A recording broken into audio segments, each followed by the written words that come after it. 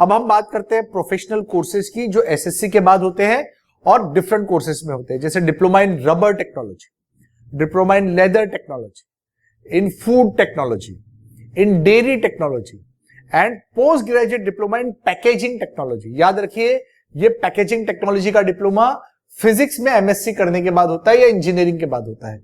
ये डिप्लोमास 3 साल के होते हैं 10वीं के बाद, या 12th के बाद 4 साल के ये बी में ये कन्वर्ट हो जाते हैं। ये जॉब ओरिएंटेड डिप्लोमास है जिनकी तरफ अक्सर बच्चे कम जाते हैं, लेकिन इनमें जॉब्स भी अवेलेबल है, बिजनेस अपॉर्चुनिटीज भी अवेलेबल है।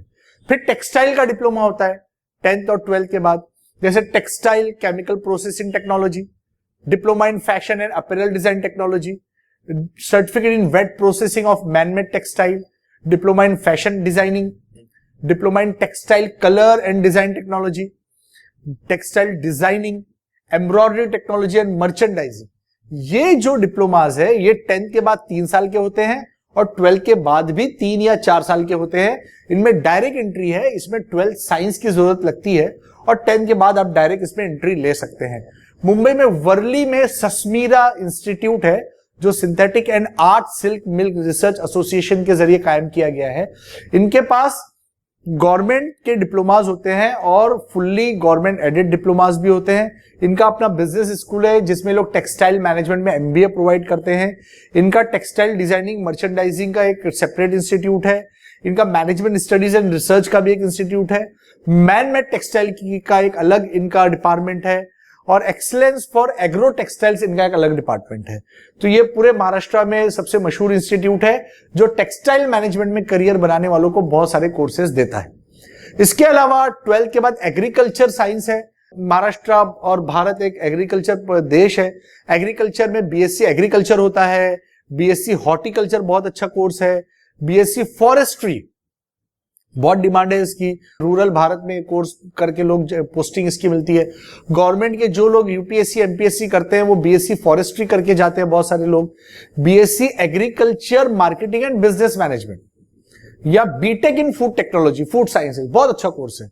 आप कई फूड इंडस्ट्री में, चिप्स मेकिंग में, डेयरी मैनेजमेंट में, पोल्ट्री इंडस्ट्री में, फूड साइंसेस में बीएससी या बीटेक करके, इंजीनियर करके या क्वालिटी कंट्रोल इंस्पेक्टर बनके जॉब कर सकते हैं। एग्रीकल्चर इंजीनियरिंग में सीड टेक्नोलॉजी है, टिश्यू कल्चर है या रिसर्च बेस्ड लैब है, इसमें जॉब हमको मिलता है। Bachelor of forestry and forestry science में आप जा सकते हैं। तो एग्रीकल्चर एक ऑल टुगेदर डिफरेंट साइंसेस है जिसमें 12th के बाद जाया जाता है। इसके लिए एमएचटी सीईटी दिया जाता है महाराष्ट्र गवर्नमेंट का, जिसमें बच्चे जाते हैं। अब आइए मैं आपको बताऊं कि जब 12th के बाद हम पीसीएम लेते हैं तो फिजिक्स केमिस्ट्री मैथ्स के बाद हम इंजीनियरिंग में क्या कर सकते हैं। तो ये 3 साल का डिप्लोमा है। या तो आप 10th के बाद 3 साल का डिप्लोमा करें या तो 4 साल का डिग्री करें, जो किसमें होता है, जो होता है सिविल में, मैकेनिकल में, ऑटोमोबाइल में, इलेक्ट्रॉनिक्स में, इलेक्ट्रिकल में, chemical engineering, computer science, information technology, electronics and telecommunication, इतनी सारी फील्ड में डिग्री होता है आफ्टर 12th। इसके लिए आप या तो जेई का एग्जाम देंगे या तो एमएचटी सीईटी महाराष्ट्र गवर्नमेंट का देंगे, तो आप इन इंजीनियरिंग के कोर्सेज में जा सकते हैं। इसके अलावा इंजीनियरिंग के डिप्लोमास या डिग्री में एक होता है बी आर्क। इसके अलावा हम जब एमएचटी सीईटी देते हैं तो एग्रीकल्चर साइंस के साथ हम करते हैं बैचलर ऑफ फार्मा या diploma in pharma, diploma in pharmacy, bachelor of pharmacy and then PhD in pharmacy. अभी एक डी फॉर्म आया है जो कि 6 ईयर इंटीग्रेटेड कोर्स है, तो वो भी आप एमएचटी सीईटी के बाद दे सकते हैं। या अगर आप कोई यूनिक इंजीनियरिंग ढूंढ रहे हैं तो इसमें rubber, polymer and plastic technology है, या तो इन्वायरमेंटल टेक्नोलॉजी को आगे बहुत स्कोप होने वाला है। बायोकेमिकल इंजीनियरिंग, बायोमेडिकल टेक्नोलॉजी बहुत आगे बढ़ने वाली है। ये कोरोना पेंडेमिक के बाद इसमें बहुत स्कोप आया है।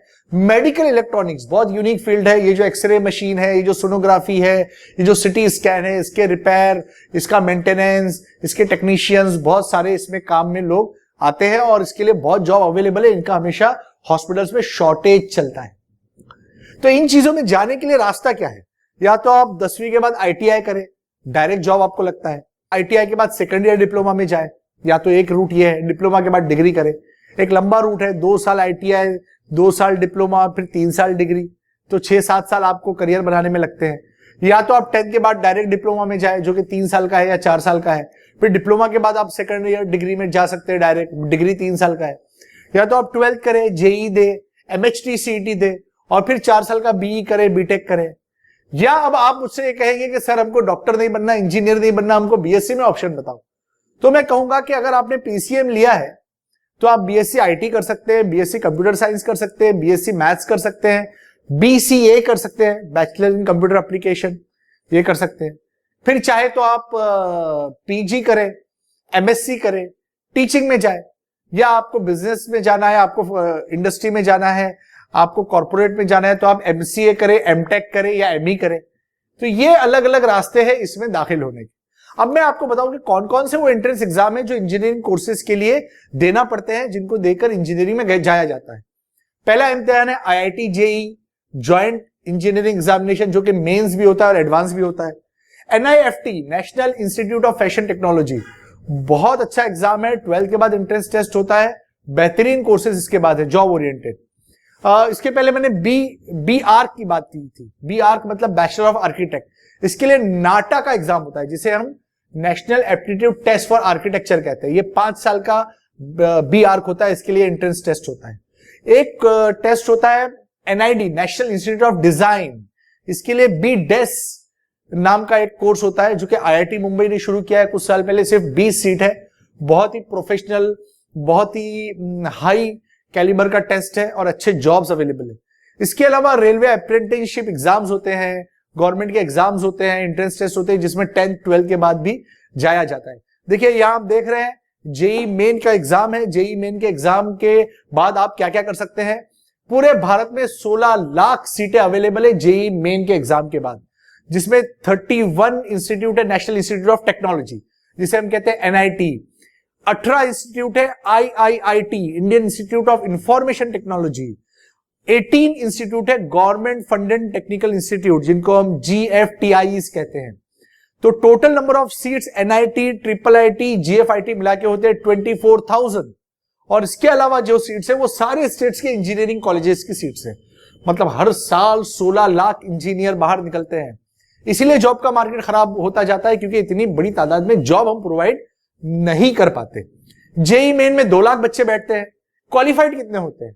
2 साल पहले मैंने स्टैटिस्टिक्स देखा तो एक 18,500 बच्चे क्वालिफाइड हुए, तकरीबन 20,000 पकड़िए। ये सारे बच्चे जेई एडवांस देते हैं। जेई एडवांस में कितनी सीट्स है? 10,000 सीट्स है। कितने इंस्टीट्यूट है? 18 इंस्टीट्यूट है जिनको आईआईटी कहा जाता है। इसमें एक इंस्टीट्यूट और है जिसका नाम है आईएसएम धनबाद।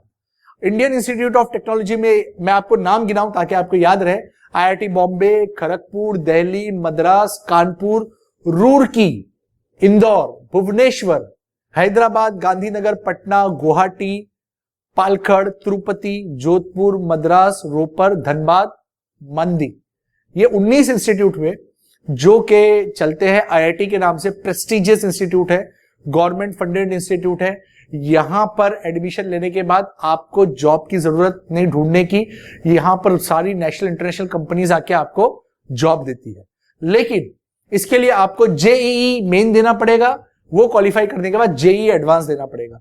अब ऐलान हुआ है कि जेईई मेन साल में 2 बार होगा, 3 बार होगा, तो आप 2 बार 3 बार दे सकते हैं। जो बेस्ट आपका स्कोर होगा वो उसमें लिया जाएगा। देखिए आप देख रहे हैं वेबसाइट मैंने दिखाई है जो जेईई के एग्जाम की नोटिफिकेशन के बारे में है। इसके अलावा 3 एंट्रेंस टेस्ट होते हैं। एक का नाम है बिट सेट जिसका नाम है बिरला इंस्टीट्यूट ऑफ टेक्नोलॉजी, ये पिलानी, गोवा और हैदराबाद 3 जगह इनके कैंपस है।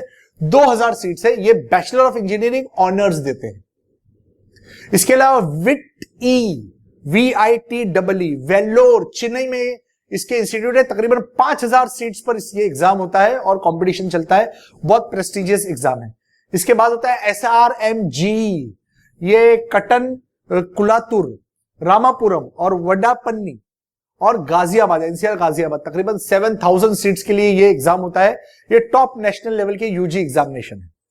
अब आपको मैं बताऊं कि 31 इंस्टीट्यूट जो है जिनको हम एनआईटी कहते हैं, ये नेशनल इंस्टीट्यूट ऑफ टेक्नोलॉजी है, बहुत प्रेस्टिजियस इंस्टीट्यूट है। आईआईटी से एक दर्जा इनका लेवल कम है, लेकिन यहां पर भी प्लेसमेंट का लेवल वही है जो आईआईटी में होता है। Sometime the NIT people they get better placement than IITs. इसके बाद है IIIT, मतलब Indian institute of information technology, जो 18 इंस्टीट्यूट है और यहां पर भी लेवल वही है जॉब का। यहां पर सारे कंप्यूटर साइंस से रिलेटेड कोर्सेज है और बहुत अच्छा करियर इसमें है। एक चीज मैंने आपको बीच में बताई थी, NIFT, national institute of fashion technology. यहां आपको मिलता है bachelor of design, bachelor of fashion, leather, textile, knitwear, fashion communication, parallel production. इनके कैंपसेस है बेंगलुरु, भोपाल, भुवनेश्वर, चेन्नई, मुंबई, न्यू दिल्ली, पटना, शिलोंग, श्रीनगर वगैरह। और मुंबई में करीब इसका कैंपस है NIFT खारघर में। इसके अलावा नाटा, मैंने आपसे कहा था नाटा का दिल्ली में ऑफिस है, जिसके लिए 3 पेपर दिए जाते हैं। एक तो मैथमेटिक्स होता है 40 मार्क्स का, जनरल एप्टीट्यूड होता है 80 मार्क्स का और ड्राइंग का पेपर होता है 80 मार्क्स का। तो 200 मार्क्स के लिए नाटा का एग्जाम होता है। BR के लिए, जो कि 5 साल का ग्रेजुएट डिग्री है इन आर्किटेक्चर। आइए आपको एक यूनिक करियर बताऊं जिसका नाम है BDES। इसके लिए एंट्रेंस टेस्ट होता है UCET 2021 का नोटिफिकेशन आया है IIT बॉम्बे का, और IIT बॉम्बे ये कोर्स देता है। NID पालदी अहमदाबाद भी ये कोर्स देता है, मतलब इसका एंट्रेंस टेस्ट अलग है। अगर आप ऑल इंडिया पे NID दे, मतलब ये UCET का एग्जाम दे, तो आप बहुत सारे इंस्टीट्यूट में एडमिशन ले सकते हैं।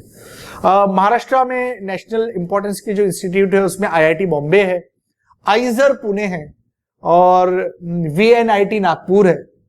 कुछ डीम यूनिवर्सिटी है जैसे ICT माटुंगा, बेहतरीन इंस्टीट्यूट है। इसका पुराना नाम था UDCT, अब इसका नाम है ICT Matunga. Mukesh Patel institute of technology management है विलेपार्ले में। पुणे में भारतीय विद्यापीठ डीम यूनिवर्सिटी है। स्टेट यूनिवर्सिटीज जो एफिलिएटेड कॉलेज है महाराष्ट्र के, उसमें 5 कॉलेजेस का मैं जिक्र करूंगा। एक VJTI है माटुंगा में, प्रेस्टिजियस इंस्टीट्यूट है, बहुत अच्छा।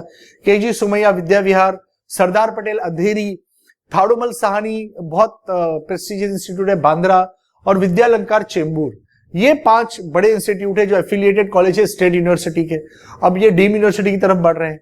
देखिए, इसकी एक वेबसाइट है जिसको हम डायरेक्टरेट ऑफ टेक्निकल एजुकेशन की वेबसाइट कहते हैं। इस पे इसका नोटिफिकेशन आता है। MHT CET का भी यहां पर नोटिफिकेशन होता है और JEE मेन का भी नोटिफिकेशन होता है।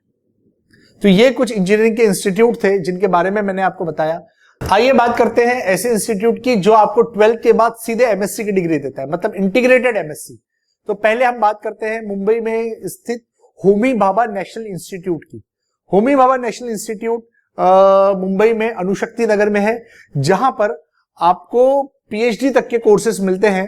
MSc इंटीग्रेटेड आपको इसमें मिलता है आफ्टर 12th, और ये 5 साल का इंटीग्रेटेड MSc होता है जो आपको होमी भाभा इंस्टीट्यूट से आप कर सकते हैं। इसकी वेबसाइट पे जाके आप इसकी इंफॉर्मेशन हासिल कर सकते हैं। इसके अलावा अगर आपको इंटीग्रेटेड MSc करना है बायोलॉजिकल साइंस में, मैथमेटिकल साइंस में, फिजिकल साइंस में, केमिकल साइंस में, तो आप आइजर का रुख कर सकते हैं। आइजर है Indian institute of science education and research. इसकी एलिजिबिलिटी है KVPY, मतलब किशोर वैज्ञानिक प्रतिष्ठान योजना। इस एग्जाम को दिया जाता है। जो IIT के लिए एग्जाम होता है JEE, उसके थ्रू भी इसमें जाया जाता है। इसके अलावा जनरल कैटेगरी के जो स्टूडेंट है वो अगर पहले 10,000 रैंक में आते हैं, जिसे कॉमन रैंक लिस्ट कहते हैं JEE की, तो वो बच्चे भी अप्लाई कर सकते हैं। फिर SCB मतलब स्टेट और सेंट्रल बोर्ड के चैनल से भी इसमें अप्लाई किया जा सकता है। तो आइजर में ये 3 किस्म का एंट्री चैनल है।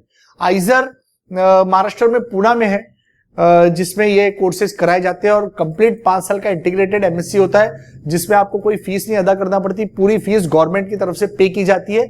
उसके बाद आप JRF देते हैं, जूनियर रिसर्च फेलो बनते हैं, PhD करते हैं और आप गवर्नमेंट में ऑब्वियस आपको सर्विस मिलती है। इसके बाद नाइजर है, जिसे हम national institute of science education and research कहते हैं, जो आपको कंप्यूटर साइंस, अर्थ sciences, humanities, mathematics, physical science, biological science और केमिकल साइंसेस में इंटीग्रेटेड MSc देता है। इसके अलावा यूनिवर्सिटी ऑफ बॉम्बे की एक वेबसाइट है जो कि mu.ac.in है। बहुत सारे कोर्सेज इसमें कराए जाते हैं। अगर आपका रुझान 12th के बाद बदलता है तो आप नेशनल लॉ यूनिवर्सिटी में जा सकते हैं, जिसके लिए आपको CLAT देना होता है।